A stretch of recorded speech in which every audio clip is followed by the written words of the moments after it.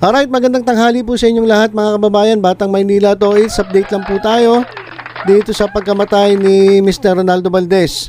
Nagbigay po ng pahayag itong manager mismo ng aktor, pahayag ng pagkadismaya sa nangyari sapagkat kumalat po ang video, ito pong maselan, graphic at sensitive na video sa social media. Ito po yung video na kung saan kinunan po itong si Ronaldo Valdez na nakaupo dun sa kanyang kwarto at may hawak-hawak po na 45 caliber pistol. Yun po ang dahilan kaya itong mga kasambahay o mga kasamahan sa bahay ng aktor ay sumailalim sa paraffin at ballistic test para malaman kung meron po bang foul play na nangyari. So ito pong anggulo ng foul play ay hindi pa po isinasantabi hanggat hindi pa po na lalaman ang resulta ng paraffin at ballistic test.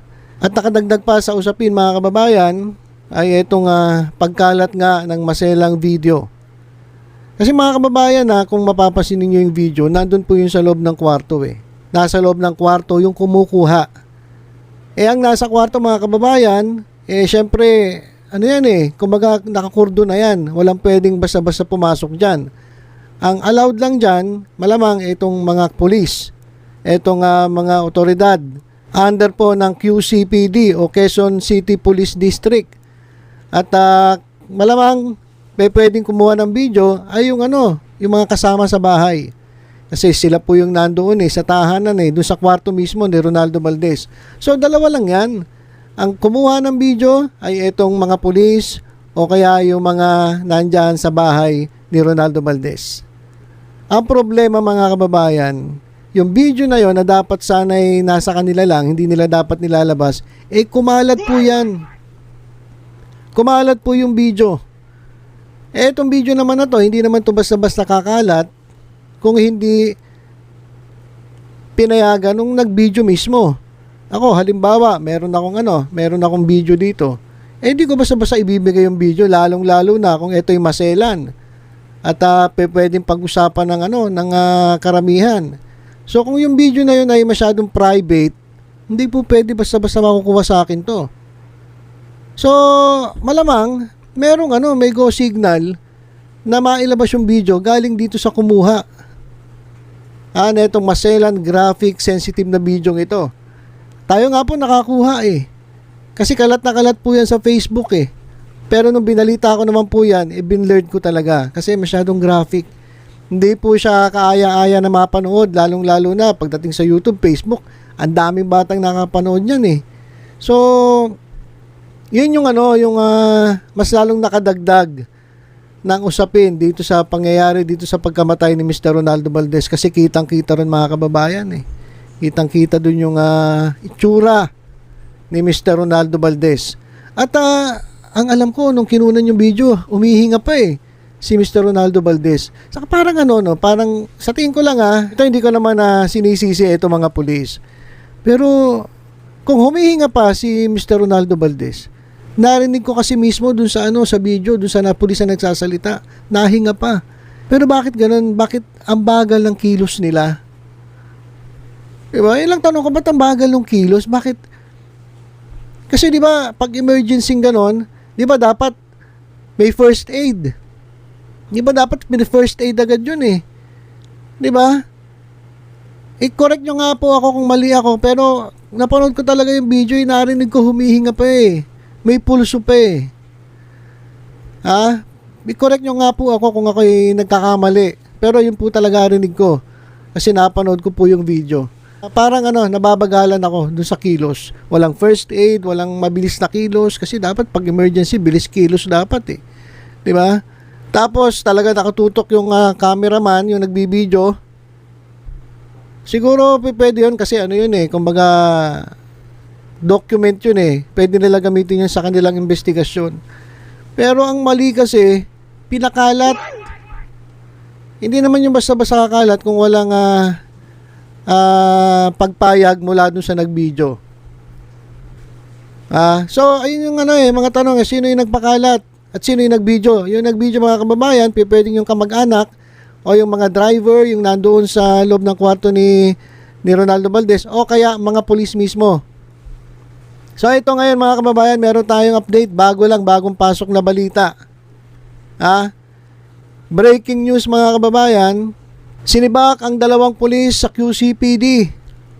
Kasunod ng pagkalat sa social media ng video kung saan makikitang duguan sa kanyang bahay ang pumanaw na batikang aktor na si Ronaldo Valdez ayon sa Philippine National Police. Ayan mga kababayan yung update. Ito yung pinaka-latest. Sinibak na yung 2 pulis. O bakit sinibak? Kasi nga kumalat yung video. Kasi protocol nila yan eh. Pwede sila kumuha ng video para i-document yung nangyari. Pero hindi para ilabas sa social media at pagpestahan ng taong bayan. Oh. Di ba? So ito yung pagkakamali mismo ng pulis. Bakit 2 lang ang natanggal? Ba't 2 lang? Di ba dapat lahat ng rumesponde? Oh. Sa command responsibility ito, dapat pati opisyal ng QCPD nadamay dito. Kasi bakit ganun?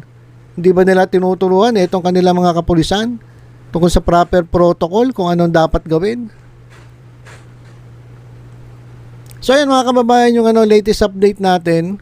At magbabasa lang tayo ng ilang komento mula dito sa ating mga kababayan bilang pagtatapos. Kulang sa schooling, grabeng kaso ng cyber libel. Gusto maging homicide vlogger, ayun sa kangkungan pinulot.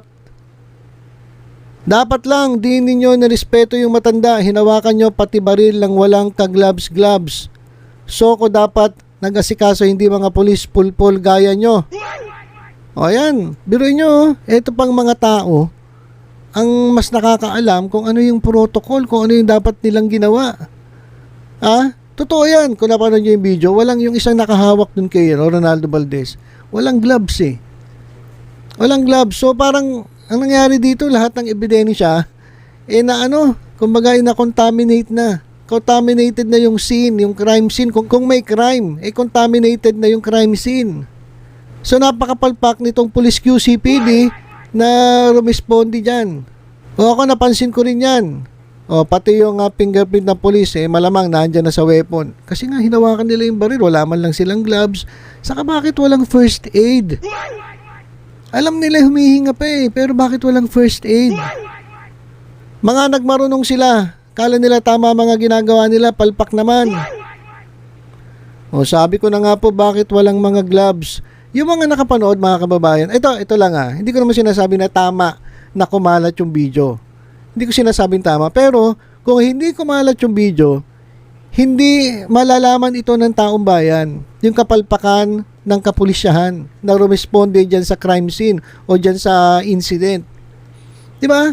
Sabihin natin hindi kumalat yung video, sa kanila lang, o di napagtakpan nila yung kapalpakan nila. Walang nakaalam dun sa ginawa nilang kapalpakan. So ito mga kababayan, sa tingin ko lang sinadya ito. Siguro mismo ng Panginoon para at least malaman ng tao yung ginawa na kapalpakan dyan sa sa insidente na yan. Di ba? Imagine kung hindi natin nakita yung video. Masasabi nyo ba yung mga sinasabi nyo ngayon? Malalaman ba natin na rumispondi sila walang gloves? Malalaman ba natin na ang sabi humihinga pa pero bakit wala silang ginawang first aid? Malalaman ba natin na dapat hindi lang sila, dapat pati soko, dapat sinunod nila yung mga protocols? Hindi natin nalaman yan kung hindi natin napanood yung video. So hindi ko naman justify yung paglabas ng video. Kaso all things work together for good. May mga pangyayari na pwedeng talagang pinangyari para sa isang purpose at may layunin lahat ng nangyayari. Ito, pero buhay pa siya nang nirescue nila. Sana binilisan ng rescue at may medic doon at hindi na i-public, pero headshot mira kailangan bubuhay sa kanya kung loob ng Diyos. Tingnan nyo mga kababayan sabi ko sa inyo napanood ko buhay pa siya nung nandoon ni-rescue. Pero parang ang bagal ng kilos. Ang bagal ng kilos, walang first aid, wala man lang. Kaya yun lang naman para sa akin. Kung hindi nalabas yung video na yan, hindi natin malalaman na ganun ang nangyari.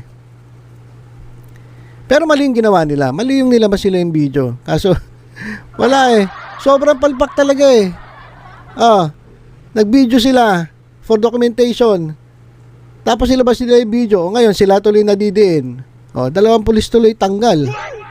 Dapat hindi lang 2 pulis yun. Dapat lahat ng rumesponde dyan, pati yung mga opisyalis, dapat tanggal din. Di ba? Yes po, dapat hindi talaga kinalat yung video.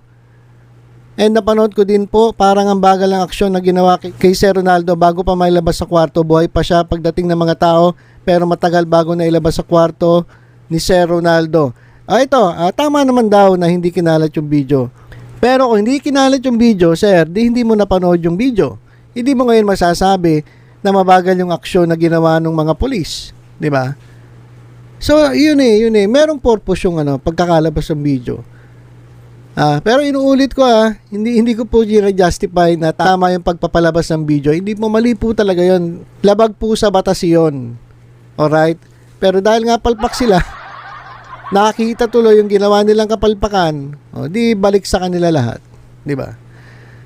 So yun, mga kababayan, update natin tungkol dito sa pagkamatay ni Ronaldo Valdez. Tutok-tutok lang sa Batang Maynila to. Sa iba pang updates, ingat po tayong lahat. God bless.